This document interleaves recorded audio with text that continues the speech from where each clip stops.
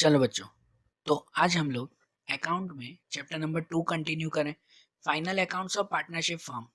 इसमें हमने अभी तक जितने सम्स देखे अब उसके आगे का क्वेश्चन नंबर 15 शुरू करें।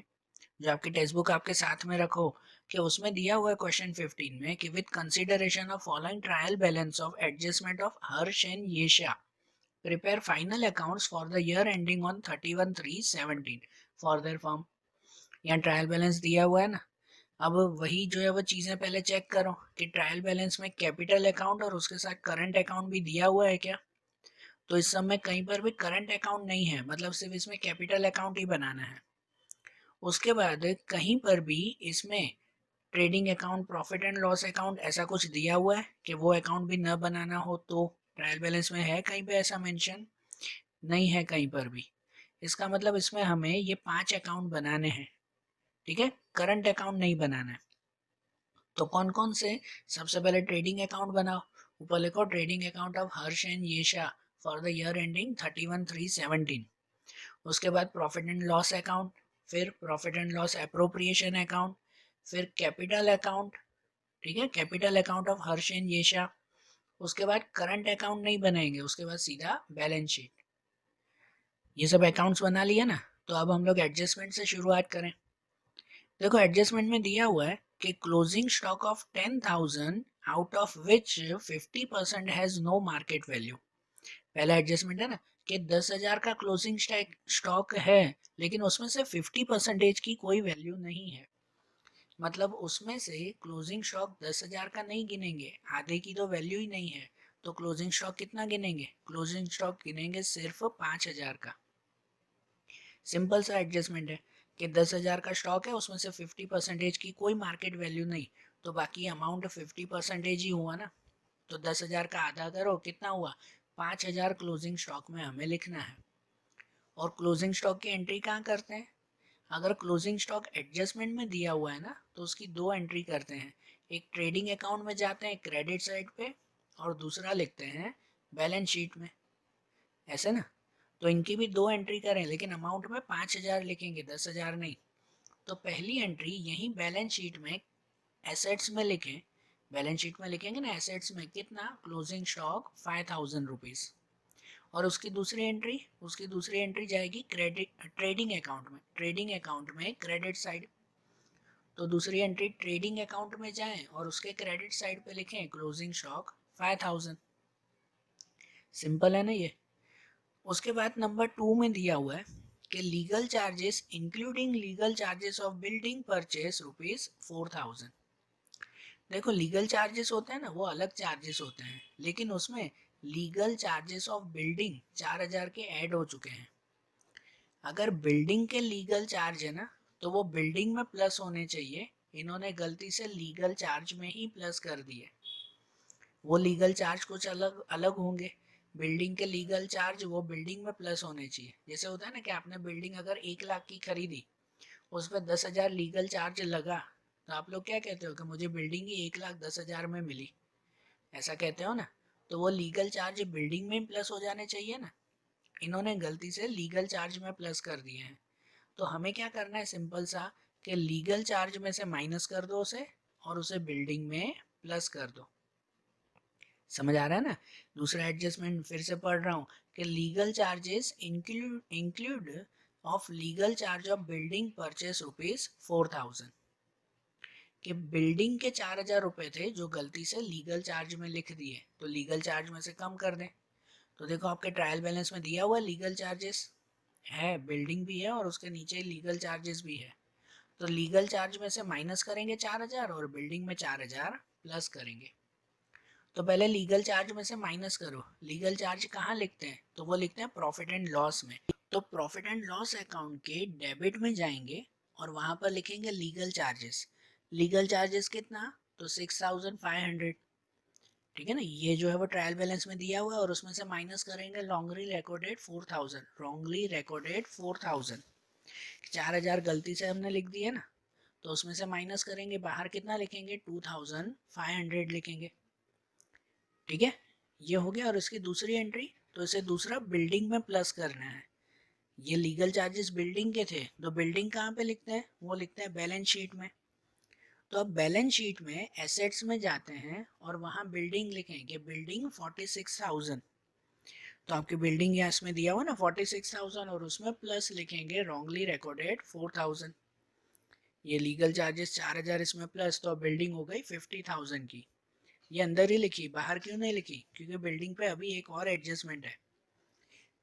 मैंने आपको बोला है मैं यहाँ रीड नहीं कर रहा हूँ, लेकिन हो सके ना तो पहले सब एडजस्टमेंट एक बार रीड कर लिया करो, तो पता चल जाए कि नंबर 4 वाला एडजस्टमेंट भी बिल्डिंग पे ही लगाना है। इसलिए अगर एडजस्टमेंट बाकी है तो इस पर और भी काउंटिंग करनी पड़ेगी ना, तो इसलिए इसको बाहर नहीं यही लिखा। अगर आप बाहर लिख देते एडजस्टमेंट आता तो कट करके वापस अंदर लिखना पड़ता आपको। ठीक है, चलो ठीक है। ये जो है वो सेकेंड एडजस्टमेंट समझ पड़ा ना, लीगल चार्जेस में से माइनस और इसमें प्लस। फिर नंबर 3 में है कि provide 5% bad debt reserve on debtors, कि डेप्टर्स पे बेड डेप रिजर्व हमें गिननी है, बरोबर ना। अब देखो यहाँ डेप्टर्स पे अगर गिनना है तो पता है वही फॉर्मेट मैंने बताया था, एक यहाँ एसेट्स में और एक प्रॉफिट एंड लॉस में, वही फॉर्मेट हमें बनाना पड़ेगा ना। तो यहाँ पे डेप्टर्स दिए हुए हैं, लिखा हुआ है डेप्टर्स, तो डेप्टर्स नाम नहीं लिखा हुआ है, लेकिन इसमें रिसीवेबल्स एंड पेएबल्स ऐसा लिखा हुआ है, लिखा हुआ है ना रिसीवेबल्स एंड पेएबल्स। तो वो रिसीवेबल्स मतलब डेप्टर कहलाए और जो पेएबल्स है वो क्रेडिटर कहलाए। तो रिसीवेबल कितने हैं? 31,000 के हैं। तो ये 31,000 वो क्या कहलाया हमारा? ये हमारा डेप्टर्स कहलाए। 31,000 के हमारे डेप्टर्स, वो कहाँ लिखेंगे? यहीं बैलेंस शीट में ना। तो इसी एसेट्स में जो है वो हम लोग लिखें यहीं पर ही कि पहले डेप्टर्स लिख लें 31,000 और उसके नीचे ये फॉर्मेट बना लें। पहले बोला था फॉर्मेट बना लो कि माइनस बेड डेप न्यू मतलब एडजस्टमेंट का, फिर एक लाइन छोड़ के माइनस बेड डेप रिजर्व। तो इस 31,000 में बेड डेप नहीं गिननी है, एडजस्टमेंट में दिया हुआ है बेड डेप, खाली लिखा हुआ है बेड डेप रिजर्व गिनो। तो बेड डेप पे डैश, तो नीचे 31 ही रहेगा, और minus bad debt reserve new, तो कितनी गिननी है बेड डेप रिजर्व? 5%। तो 31,000 के 5% कितना गिनेंगे? 1,550 रुपीज गिनेंगे, इतना गिनेंगे ना उसमें, बरोबर ना। तो देखो डेप्टर्स पे अगर ये बेड डेप नहीं हो तो कोई बात नहीं, डैश कर दो। ये फॉर्मेट इसलिए बता रहा हूँ क्योंकि ये याद रहे। आप डायरेक्ट उसमें बेड डेप रिजर्व माइनस करोगे तो भी सही है। तो इसकी बाहर अमाउंट हो जाएगी ना 29,450। और इस एडजस्टमेंट की दूसरी एंट्री कहाँ करते हैं? प्रॉफिट एंड लॉस में। प्रॉफिट एंड लॉस में भी तो पूरा फॉर्मेट बनता है ना, तो अब इसकी दूसरी एंट्री जाएंगे प्रॉफिट एंड लॉस में, और प्रॉफिट एंड लॉस में भी ये पूरी फॉर्मेट पहले बना लेंगे कि bad debt old plus bad debt new plus bad debt reserve new minus bad debt reserve old, और फिर उसकी अमाउंट लिखें। जैसे कि बेड डेप ओल्ड, ओल्ड मतलब कि ट्रायल बैलेंस में जो दिया हुआ हो, तो ट्रायल बैलेंस में बेड डेप है, हाँ है, देखो लास्ट फोर्थ बेड डेप और बेड डेप रिजर्व, कि बेड डेप 1500 की है, बेड डेप रिजर्व 2000 का है। डेबिट वाला बेड डेप होता है, क्रेडिट वाला बेड डेप रिजर्व होता है। तो यहाँ बेड डेप 1500 की, ठीक है ना, ओल्ड में लिखेंगे 1500। बेड डेप न्यू नहीं थी, हमने आगे भी कट किया था ना, डैश कर दिया था, तो यहाँ बेड डेप पे भी dash, plus bad debt reserve new. तो बेड डेप रिजर्व न्यू मतलब एडजस्टमेंट में, तो आपने वो डेप्टर्स पे कितनी माइनस की थी? 5%, 1,550। तो वो बेड डेप रिजर्व न्यू आ जाएगी यहाँ पे, और minus bad debt reserve old. तो ओल्ड वाली कितनी है इसमें? 2,000 है, ट्रायल बैलेंस में दिया हुआ ना 2,000। तो वो bad debt reserve old 2,000 rupees. तो इन सब का प्लस माइनस, ये ऊपर के दोनों प्लस, उसमें से 2,000 माइनस, तो कितना आएगा? 1,050 रुपीज, 1,050 ये आएगा, ये आया ना उसमें। ठीक है, अब नंबर 4, कि नंबर 4 पे है provide depreciation 10% on furniture and 5% on building. Furniture और बिल्डिंग पे डेप्रिसिएशन लगाना है हमें, तो पहले फर्नीचर पे लिखें, उस पर 10% गिनना है ना। तो फर्नीचर कहाँ दिया हुआ है? फर्नीचर आपको दिया हुआ है ना उसमें ट्रायल बैलेंस में, कि फर्नीचर 3,000 का है। लेकिन एक चीज़ ध्यान रखो बेटा, यही फर्नीचर के दो एंट्री नीचे देखो, तो उस पर डेप्रिसिएशन ऑन फर्नीचर भी दिया हुआ है, 300 रुपये का दिया हुआ है। दिया हुआ है ना डेप्रिसिएशन ऑन फर्नीचर। तो कल वाले सम में भी ये एंट्री थी और उसमें भी मैंने बताया था कि जब भी डेप्रिसिएशन ऐसा दिया हुआ हो ना, तो वो पुराना डेप्रिसिएशन पहले उसमें प्लस कर देते हैं, फिर नया वाला डेप्रिसिएशन माइनस करते हैं। तो यहाँ फर्नीचर 3000 का है, उस पर ये पहले पुराना डेप्रिसिएशन जो 300 रुपये दिया हुआ है वो माइनस करेंगे, सॉरी वो प्लस करेंगे, और फिर एडजस्टमेंट वाला डेप्रिसिएशन माइनस करेंगे। तो ये फर्नीचर कहाँ लिखते हैं हम लोग? बैलेंस शीट में। तो जाओ बैलेंस शीट के एसेट्स में, तो देखो बैलेंस शीट के एसेट्स में लिखेंगे ये फर्नीचर। फर्नीचर कितना? 3000। उसमें पहले डेप्रिसिएशन ओल्ड के पुराना डेप्रिसिएशन प्लस किया 300, तो बचेगा कितना? 3300।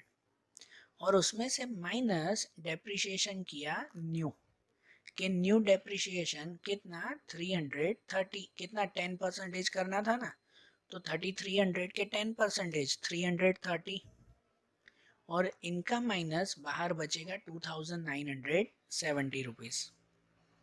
ठीक है, और ये एक ही डेप्रिसिएशन है जिसकी दूसरी एंट्री आएगी, ये तो पुराना था वो नहीं, इसकी इस डेप्रिसिएशन की दूसरी एंट्री ना 330 की, वो कहाँ लिखते हैं? तो वो प्रॉफिट एंड लॉस के डेबिट में। ये लॉस है ना हमारा, तो प्रॉफिट एंड लॉस के डेबिट में जाए और वहां पर लिखते हैं depreciation on furniture 330 rupees. Furniture का हो गया ना, और उसके साथ दिया हुआ है बिल्डिंग पे 5% डेप्रिसिएशन गिनना है।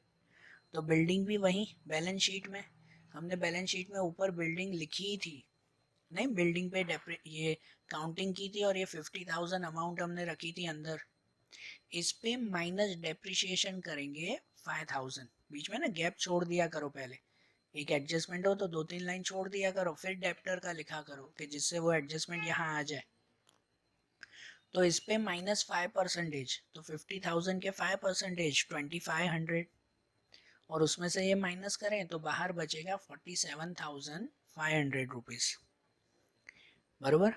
और ये डेप्रिसिएशन ऑफ बिल्डिंग, ये दूसरी एंट्री कहाँ लिखते हैं? प्रॉफिट एंड लॉस में ना, तो उसकी दूसरी एंट्री प्रॉफिट एंड लॉस में डेबिट पे लिखेंगे, यही फर्नीचर के नीचे डेप्रिसिएशन ऑन बिल्डिंग 2500, बरोबर।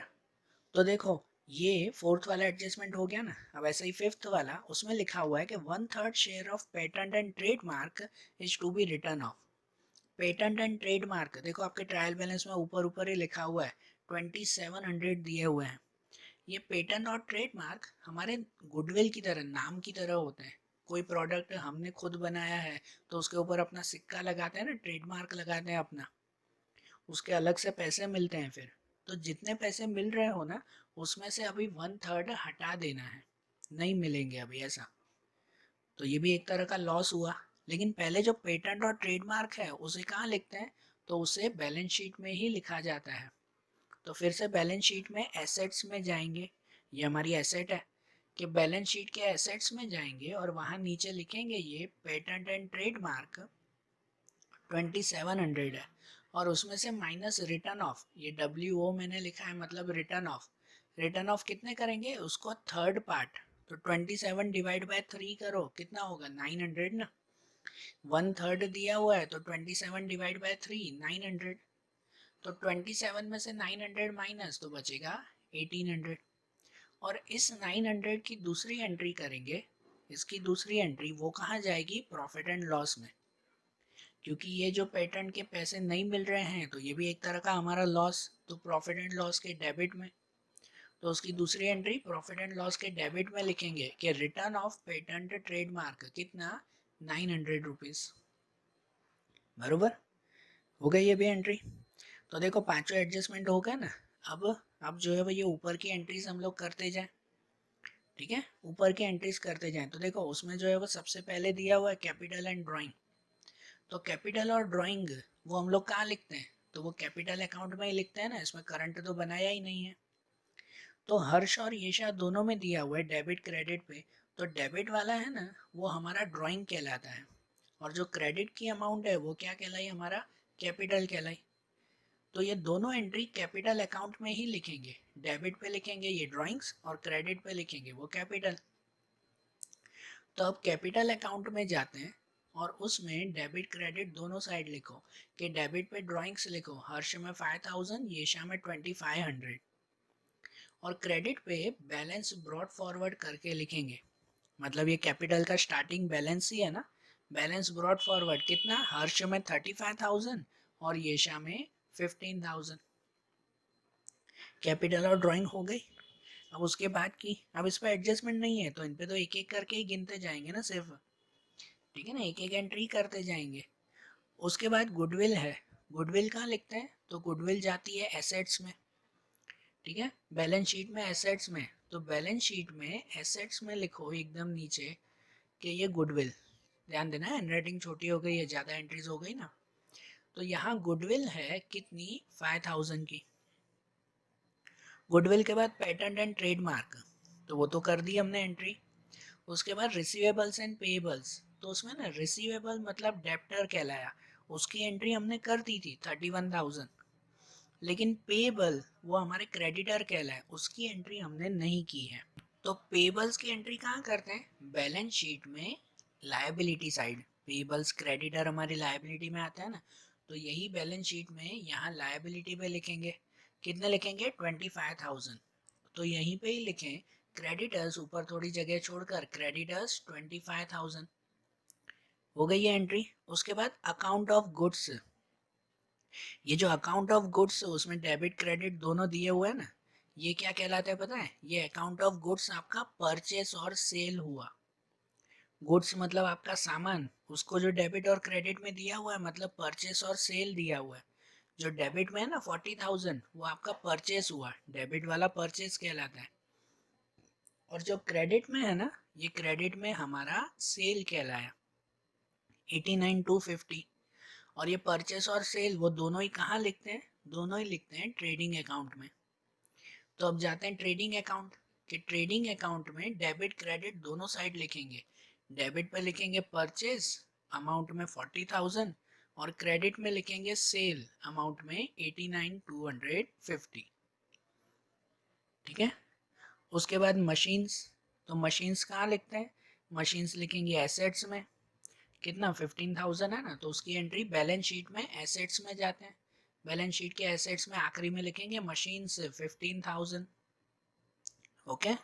उसके बाद ओपनिंग स्टॉक, ओपनिंग स्टॉक कहाँ लिखते हैं, तो वो फिर से ट्रेडिंग अकाउंट में लिखते हैं, ट्रेडिंग अकाउंट में डेबिट साइड, सबसे शुरुआत का स्टॉक है वो, तो ट्रेडिंग अकाउंट में डेबिट में लिखे, यहाँ ऊपर लिखते हैं कि ओपनिंग स्टॉक कितना 6,000 रुपीज, ठीक है, एक एक एंट्री करते जाना। फिर फर्नीचर, फर्नीचर की एंट्री हो चुकी थी। फिर goods return account, goods return account, जैसे गुड्स अकाउंट था ना उसमें परचेस और सेल था, ये गुड्स रिटर्न है, डेबिट और क्रेडिट में दिया हुआ परचेस रिटर्न और सेल रिटर्न, लेकिन ध्यान रखो जो डेबिट में है वो सेल रिटर्न है, डेबिट वाला सेल रिटर्न और क्रेडिट वाला परचेस रिटर्न। ये तो जनरल नॉलेज है बेटा, ध्यान रखना, उल्टी अमाउंट मत लिख देना। डेबिट में सेल्स रिटर्न, क्रेडिट में परचेस रिटर्न, और ये रिटर्न की एंट्री भी कहाँ करते हैं, इसी ट्रेडिंग अकाउंट में। तो यही ट्रेडिंग अकाउंट में डेबिट साइड पे लिखेंगे सेल्स रिटर्न, डेबिट की अमाउंट, और क्रेडिट साइड पे लिखेंगे परचेस रिटर्न, उसमें क्रेडिट की अमाउंट। तो यहीं पे ही एंट्री करें इसके ही नीचे कि यहाँ डेबिट में सेल्स रिटर्न 7,500 का है और क्रेडिट में परचेस रिटर्न 5,000 का है, बरोबर। फिर उसके बाद वेजेस, वेजेस कहाँ लिखते हैं, तो वेजेस भी यहीं लिखते हैं ट्रेडिंग अकाउंट में। वेजेस है ना हमारे परचेस एक्सपेंस हैं, और परचेस एक्सपेंस यहाँ पर, ये भूलना मत, वेजेस हमेशा ट्रेडिंग अकाउंट में ही आते हैं। ट्रेडिंग अकाउंट में एक्सपेंस है ना हमारे, तो डेबिट पे यही सेल्स रिटर्न के नीचे लिखना अब वेजेस 4,000 रुपीज। उसके बाद डेप्रिसिएशन ऑन फर्नीचर, ये तो गिन लिया था। फिर स्टेशनरी एंड प्रिंटिंग, ये स्टेशनरी और प्रिंटिंग हमारा एक्सपेंस है, तो ये एक्सपेंस कहाँ लिखते हैं, प्रॉफिट एंड लॉस में। तो प्रॉफिट एंड लॉस के डेबिट में लिखेंगे, प्रॉफिट एंड लॉस के डेबिट में यहाँ लिखें स्टेशनरी एंड प्रिंटिंग 1,550 रुपीज़। फिर बिल्डिंग, तो बिल्डिंग की एंट्री कर दी थी, लीगल चार्जेस वो भी लिख दिए थे। फिर कैश बैलेंस, तो कैश बैलेंस कहाँ लिखते हैं, वो भी एसेट्स में लिखते हैं ना, तो उसे भी एसेट्स में लिखें। तो बैलेंस शीट में जाते हैं और एसेट्स में लिखें एकदम नीचे ये कैश बैलेंस, ध्यान देना, एंट्री ज़्यादा हैंड राइटिंग छोटी होती गई, तो ध्यान देना कैश बैलेंस यहाँ लिखेंगे, बैलेंस शीट में एसेट्स में, सिर्फ बैलेंस शीट में ये एंट्री ध्यान देना हैंड राइटिंग छोटी होगी। फिर रेलवे फ्रेट, तो रेलवे फ्रेट कहाँ लिखते हैं? रेलवे फ्रेट मतलब जो रेलवे का जकात या तो रेलवे का टैक्स देना पड़ता है वो, तो ये भी हमारा एक्सपेंस है, लेकिन पता है रेलवे फ्रेट उसे परचेस एक्सपेंस में गिना जाता है। ये नोट कर लेना कि रेलवे फ्रेट को परचेस एक्सपेंस गिनते हैं, इसलिए रेलवे फ्रेट लिखा जाएगा ट्रेडिंग अकाउंट में। ट्रेडिंग अकाउंट में डेबिट साइड पे, आपने गलती से वहां लिख दिया तो गलत हो जाएगा, तो रेलवे फ्रेट लिखेंगे ट्रेडिंग अकाउंट में डेबिट पे, ये रेलवे फ्रेट 600 वेजेस के नीचे लिखेंगे। उसके बाद इंश्योरेंस प्रीमियम, तो इंश्योरेंस प्रीमियम वो कहाँ पे आता है? प्रॉफिट एंड लॉस में, वो हमारा नॉर्मल एक्सपेंस है प्रॉफिट एंड लॉस में, तो प्रॉफिट एंड लॉस के डेबिट में लिखें, वहाँ लिखें ये इंश्योरेंस प्रीमियम 1150 रुपीज़। उसके बाद बिल्स दिए हुए हैं, बिल्स का मतलब क्या कि जो डेबिट और क्रेडिट में है ना, तो एक बिल्स रिसीवेबल है, एक बिल्स पेएबल है। जो बिल्स दिए हुए हैं वो रिसीवेबल और पेएबल, जो डेबिट वाले रिसीवेबल है ना, तो उसे हम लोग एसेट्स में लिखते हैं। डेबिट में होते हैं बिल्स रिसीवेबल, वो एसेट्स में लिखेंगे, और क्रेडिट में होते हैं बिल्स पेएबल, तो उसे कहाँ पे? लायबिलिटी में लिखेंगे। दोनों एंट्री बैलेंस शीट में ही होगी, डेबिट वाली एंट्री एसेट्स में, क्रेडिट वाली एंट्री लायबिलिटी में। तो हम लोग फिर से बैलेंस शीट में जाएं, और बैलेंस शीट में यहाँ एसेट्स में पहले लिखें बिल्स रिसीवेबल 4000 रुपीज़, और यहाँ पे लायबिलिटी में लिखें बिल्स पेएबल 2500 रुपीज़। यहाँ पे ये डेबिट वाली एंट्री और यहाँ पे ये क्रेडिट वाली एंट्री, ठीक है। उसके बाद है पोस्टेज एक्सपेंस, तो पोस्टेज एक्सपेंस 2000 उसे कहाँ लिखेंगे? तो उसे भी हम लोग प्रॉफिट एंड लॉस में ही लिखेंगे, कि प्रॉफिट एंड लॉस में नॉर्मल खर्चा है, तो ये पोस्टेज एक्सपेंस आखिरी में लिखेंगे 2000 रुपीज़। ओके। उसके बाद बेड डेब एंड बेड डेब रिजर्व, ये तो लिख दिया था। फिर डिस्काउंट है, अब देखो डिस्काउंट में जो है ना डेबिट और क्रेडिट, तो डेबिट वाला वो डिस्काउंट अलाउड होता है, जो हमने डिस्काउंट दिए वो हमारा खर्चा है ना, तो डेबिट में दिया हुआ है। और क्रेडिट वाला जो डिस्काउंट है ना, वो डिस्काउंट रिसीव्ड है, जो हमें डिस्काउंट मिला, बराबर। तो ये दोनों डिस्काउंट वो आते हैं प्रॉफिट एंड लॉस में ही हैं। डेबिट वाला डेबिट में लिखेंगे वो एक्सपेंस है, और क्रेडिट वाला क्रेडिट में लिखेंगे वो हमारी इनकम है। तो यहाँ डिस्काउंट यहीं पर ही प्रॉफिट एंड लॉस में ही लिखेंगे, कि यहाँ डेबिट में लिखेंगे डिस्काउंट अलाउड, ठीक है, डेबिट वाली अमाउंट 750, और क्रेडिट में लिखेंगे डिस्काउंट रिसीव्ड, क्रेडिट वाली अमाउंट 1500, बरोबर। ये डिस्काउंट हो गया। फिर डिस्काउंट के बाद है stamp on hand and bad debt return, stamps on hand. अब ये स्टैम्प ऑन हैंड और बेड डेब रिटर्न दोनों अलग अलग ही है, कोई एक दूसरे से जुड़े हुए नहीं है, लेकिन दिए हुए साथ में है। स्टैम्प्स ऑन हैंड ये हमारी एक तरह की एसेट्स कहलाती है। इसका मतलब कहलाता है कि कोई वो नहीं, यहाँ वहाँ का कोई जो है वो ये छुट्टक माल पड़ा हुआ हो, छुट्टक सामान पड़ा हुआ हो, तो वो स्टैम्प्स ऑन हैंड कहते हैं, बरोबर। तो ये हमारी एसेट्स कहलाती है, वो डेबिट वाली अमाउंट हुई। और बेड डेब रिटर्न, तो बेड डेब रिटर्न मतलब कहलाता है कि ये इनकम हुई, बरोबर ना, ये एक तरह की इनकम है ना, कि भाई कोई डूबे हुए पैसे थे, बेड डेब मतलब डूबे हुए पैसे, वो वापस मिल गए। तो इनमें स्टैम्प्स ऑन हैंड की एंट्री हम लोग बैलेंस शीट में करेंगे, ठीक है ना, बैलेंस शीट में एसेट्स में। तो फिर से बैलेंस शीट में जाते हैं, और उसमें एसेट्स में सबसे आखिरी में लिखेंगे ये स्टैम्प्स ऑन हैंड 150 रुपीज़। और जो बेड डेब रिटर्न दिया हुआ है ना क्रेडिट में 1250, तो ये बेड डेब रिटर्न हमारी इनकम है, डूबे हुए पैसे वापस जो मिले, तो उसे प्रॉफिट एंड लॉस में क्रेडिट साइड पे लिखते हैं, वो इनकम में। तो अब प्रॉफिट एंड लॉस में जाते हैं, और प्रॉफिट एंड लॉस में क्रेडिट में लिखे हैं ये बेड डेब रिटर्न 1250 रुपीज़, बरोबर। ये हो गई ना दोनों।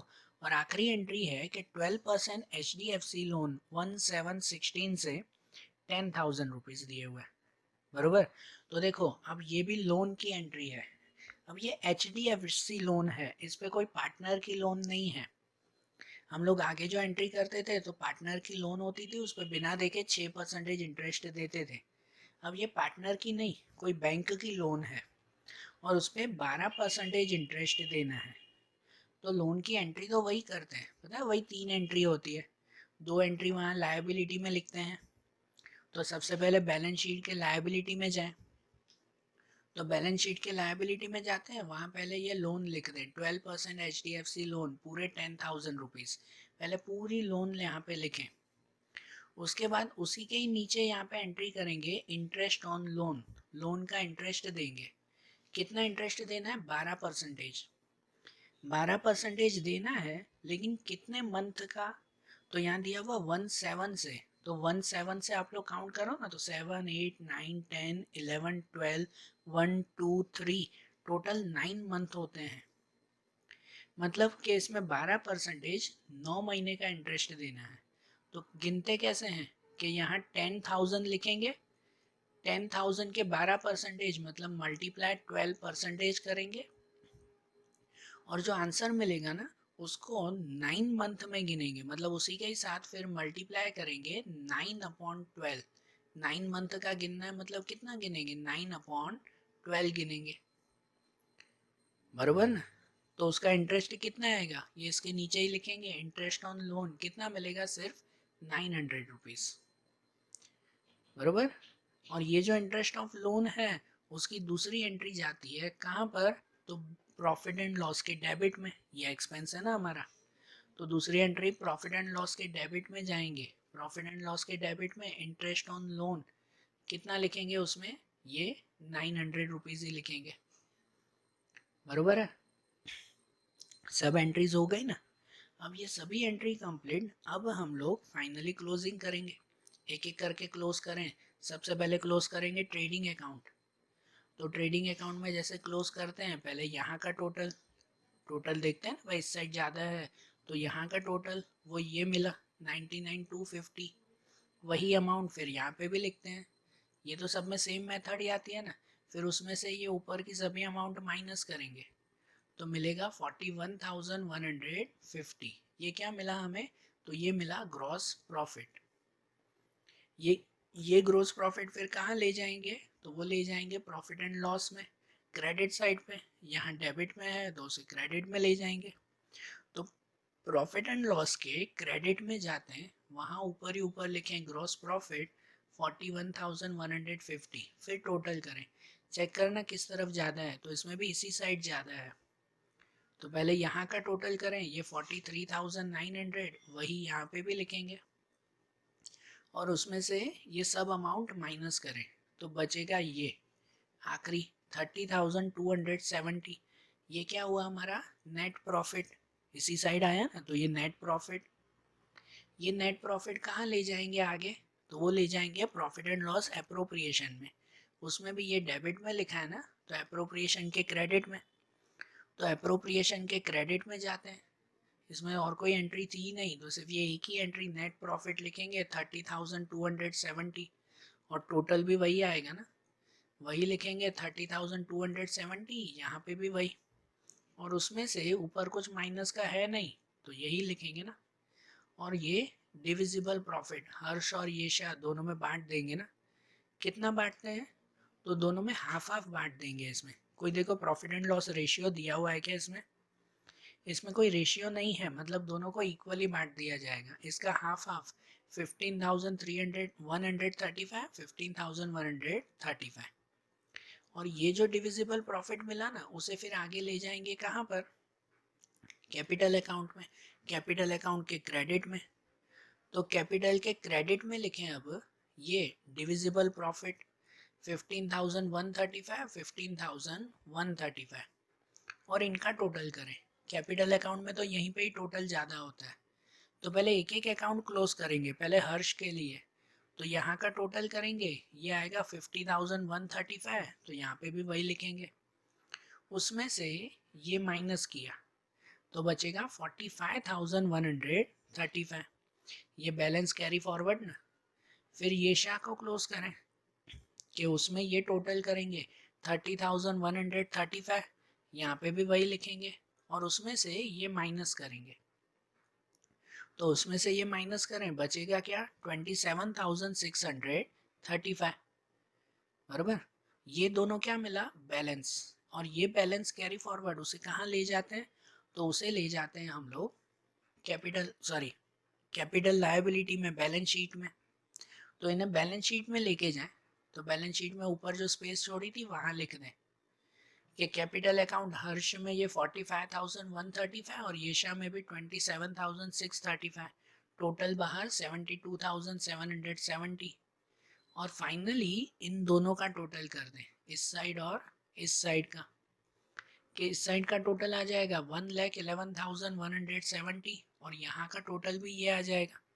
अगर दोनों का टोटल इक्वल आया मतलब आपका सम करेक्ट है, बरोबर। तो देखो आज जैसा हमने ये सम देखा ना, अब ऐसे ही इसके फाइनल अकाउंट के दूसरे बाकी के सम्स हम लोग आगे के वीडियोस में देखेंगे। Okay, thank you.